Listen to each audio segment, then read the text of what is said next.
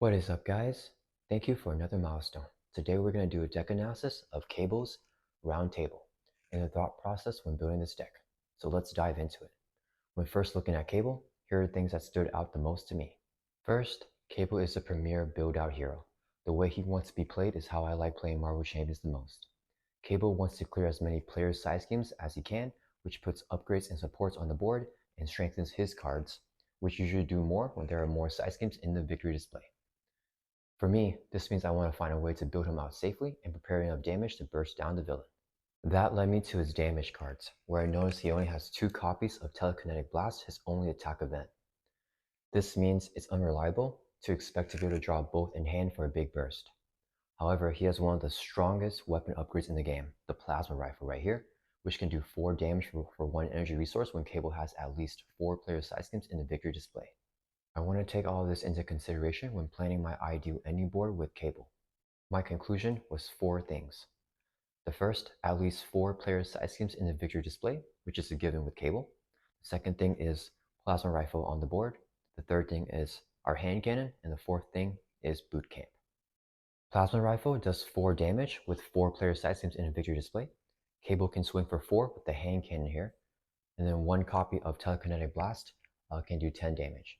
That's 18 damage, and the only thing that we need to make this work is to draw into 1 copy of the Telekinetic Blast. Because everything else are upgrades that are already on the board. This makes it fairly reliable to do. This 18 damage, in addition to our Boot Camp allies, are enough to make a big push and knock out the final stage of most villains. Hand Cannon and Boot Camp are the primary reason why I chose Aggression for Cable, because these 2 cards, which can be tutored with the player's side schemes, give him the damage that I'm looking for. Now that we have the end goal in mind, the next question is how do we get there without dying? Cable's most essential player side schemes early game are going to be build support, so we can get the Grey Malkin into play. This is our permanent resource generator that we can use every single turn and ready it back up after clearing a player's side scheme, and also call for backup. It's going to be the other really good side scheme that we want early game, so we can get Nick Fury into play, which will help us start off really, really strong, drawing 3 cards and having an ally to thwart, attack, or block. Both of these side schemes start off with an initial 3 threat in a single player mode, and luckily with Cable's Alter Ego set of ability, Soldier X, we can put them into play right away. So our next goal is to figure out how to clear this 3 threat on the first turn.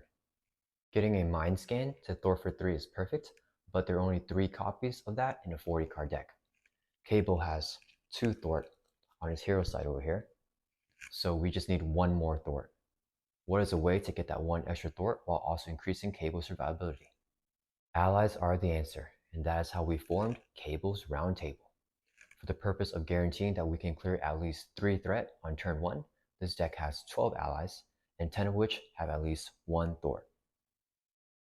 These 10 allies, combined with 3 copies of Mind Scan, give us 13 out of 40 cards to give us a start that we need. In addition, allies are never dead cards because they can always chump block early game and contribute to the burst damage that we need to push late game. These aggression allies all have unique abilities that can be hyper effective in certain situations. Wolverine and Marvel Boy have piercing, Wasp is potentially a 1-cost card for 3 damage, Sunfire can discard a nasty attachment, and every other ally has a useful ability that can help out in the correct situation.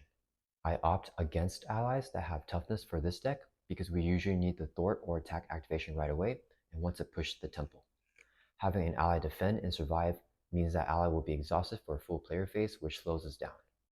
These allies will ensure that we can knock off this 3 threat on turn 1. I also have 7 player side schemes in this deck because we want to ensure that we can get at least 4 of them in the victory display as soon as possible. The only side scheme I would consider taking out is take out the guards right here.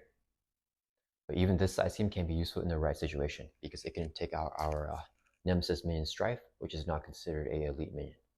As more side schemes come out, there will be better options. Another card that can be swapped out is Death Focus.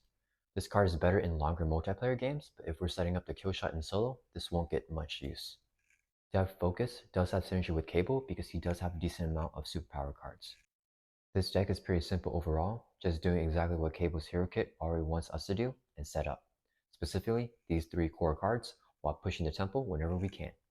The most difficult thing when navigating this deck is deciding which ally to play and when. It hurts playing Sunfire, then getting a nasty attachment as our encounter card next turn, or using Marvel as a resource, and the villain gains toughness. So it's important to be mindful of what might happen based on what we know is left in the encounter deck. I've been having a lot of fun with this list for Cable and hope you guys do too. I hope you guys enjoy this breakdown and thank you again for 400 subs.